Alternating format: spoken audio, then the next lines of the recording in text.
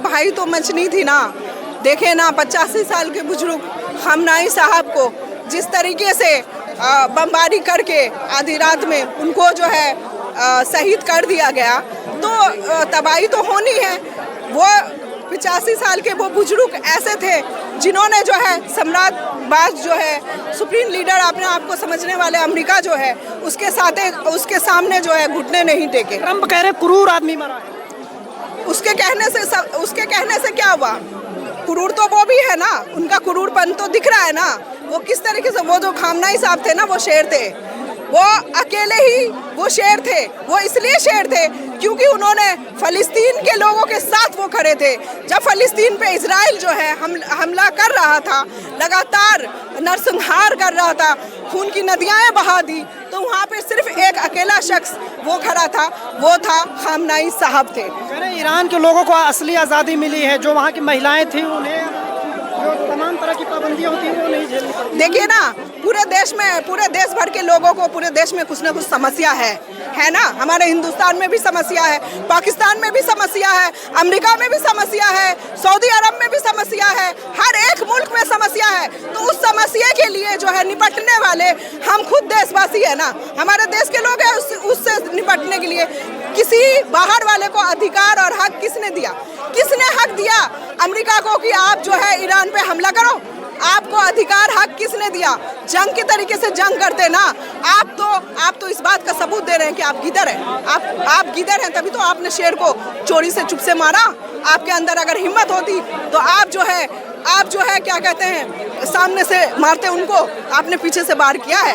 आप क्या दिखाना चाहते हैं? आपने ये सोचा कि रात भर उनके पूरे परिवार को, पूरे खानदान को मिटा देंगे और फिर उसके बाद वहाँ के जो आवाम है, अगर वहाँ की आवाम खुश होती तो अब तक जो है पलटवार जो जंग हो रहा है वो जंग नहीं होता, वो खामोश नहीं होते, वो जंग रुक जाता, वो गुलाम बन जाते, गुलामी को इख्तियार कर लेते। लेकिन उनके जाने के बाद भी, उनके शहीद होने के बाद भी उन्होंने गुलामी को नहीं अपनाया है।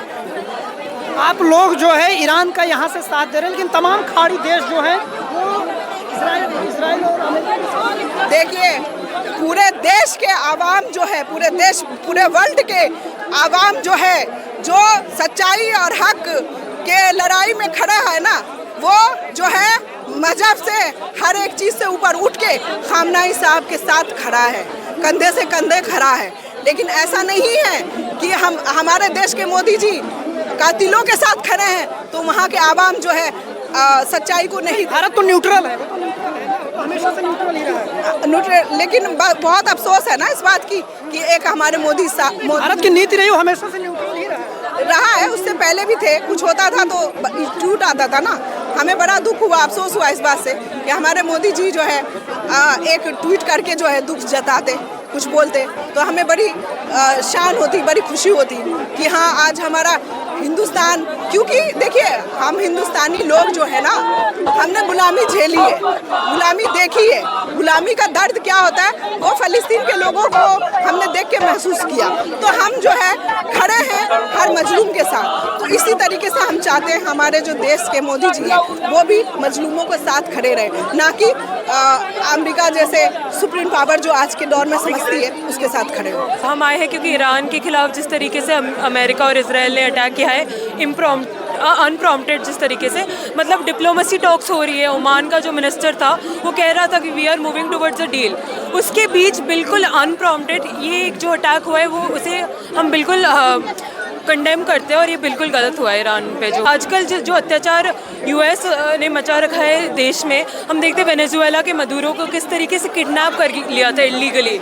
एक देश के प्रेसिडेंट को कैसे आप इलीगली किडनैप कर सकते हो? जैसे ईरान में खamenei जो उनका स्पिरिचुअल लीडर है उसे जिस तरीके से मर्डर कर दिया है। ईरान पे कि जिस तरीके से एक स्कूल में अटैक किया जहाँ मतलब 70 के करीब छोटी लड़कियाँ स्कूल गर्ल्स की मृत्यु हो गई है, तो हम इसके बिल्कुल खिलाफ है।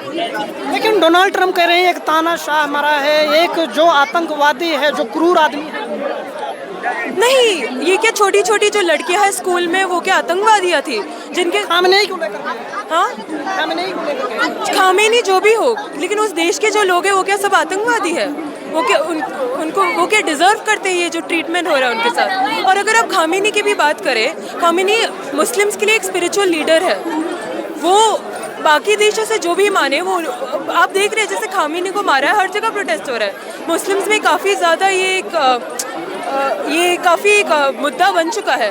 तो आप जाके किसी को भी ऐसे मरवा नहीं सकते। एक लॉ एंड ऑर्डर है, जो इंटरनेशनल लॉ या यूएन की बात होती है, वो एकदम फॉलो नहीं किया जा रहा कहीं भी। लेकिन कह रहा है कि वहाँ के लोगों को आज़ादी मिली है, असली आज़ादी मिली है, लोग अब जश्न मना रहे हैं ईरान के अंदर। नहीं, ये बिल्कुल अमेरिकन प्रोपेगेंडा है, फॉल्स न्यूज़ है।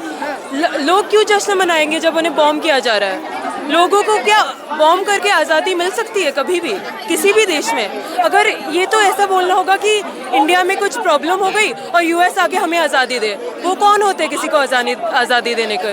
हम अपना आज़ादी खुद ले सकते हैं, ईरान के लोग अपना आज़ादी खुद ले सकते हैं। आप लोग जो है ईरान के साथ खड़े हैं यहाँ से, लेकिन जो तमाम खाड़ी देश हैं वो तो साफ साफ अमेरिका के साथ हैं। हाँ, तो नहीं, जो ज़्यादातर देश जो अमेरिका के साथ है, आप देखेंगे उधर अमेरिकन पपेट भी बैठा होगा। जो मिडल ईस्ट में यूएई, कतर, इन सब रिजीम्स में अमेरिका ने अपने अपने लोगों को बिठा रखा है।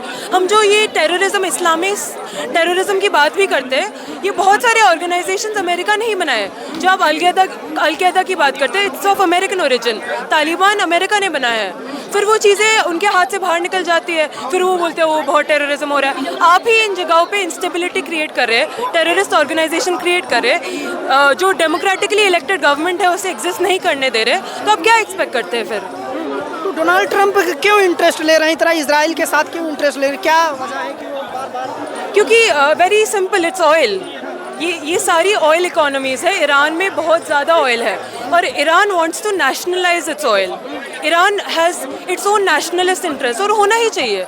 जैसे इंडिया में भी हम अपने जो प्रोडक्ट्स है, जो हमारे गुड्स है, वो हम लोकली प्रोड्यूस करना चाहते हैं। हम सेल्फ सफिशिएंट होना चाहते हैं। वो लोग भी सेल्फ सफिशिएंट होना चाहते हैं, वो अपने तेल को नेशनलाइज करना चाहता है। But America wants that capitalist organisations come and like they by the oil cheaply, और ऐसा नहीं हो सकता है। तो हर जगह, अगर आप वेनेजुएला की भी बात करें, जो उधर डीप ऑयल है, जो मिनरल्स है, वो अमेरिका चाहता है चीपली, ताकि उसका कैपिटलिस्ट क्लास इसको एक्सप्लॉइट कर सके। बट जो ईरानियन गवर्नमेंट है या नेशनल गवर्नमेंट है, वो ऐसा नहीं चाहती है। क्या लगता है जिस तरीके से युद्ध बढ़ रहा है, दुनिया में क्या असर पड़ने वाला है? एक बहुत अनस्टेबल वर्ल्ड ऑर्डर क्रिएट हो रहा है हमारे सामने। अब जैसे कह रहे थर्ड वर्ल्ड वॉर की तरफ चीज़ें बढ़ रही है, ये बिल्कुल होना नहीं चाहिए। मतलब एक जिस तरीके से अमेरिका आके किसी तीसरे कंट्री में इन्वेड कर रहा है, इंटरफेयर कर रहा है, वो नहीं होना चाहिए।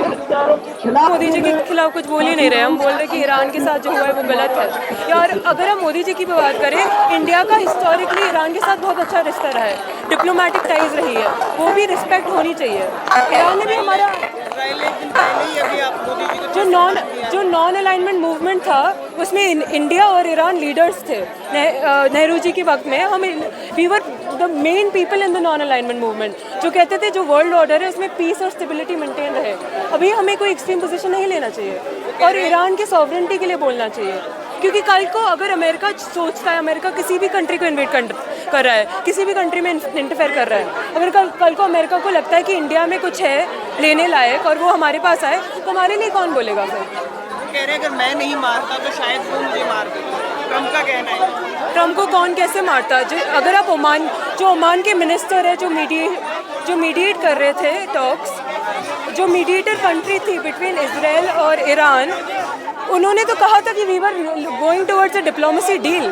तो जहाँ आप बोल रहे हो कि बार बार डिप्लोमेसी डील होने वाला है, तो अनप्रॉम्प्टेड आप कैसे अटैक कर सकते हो? और आप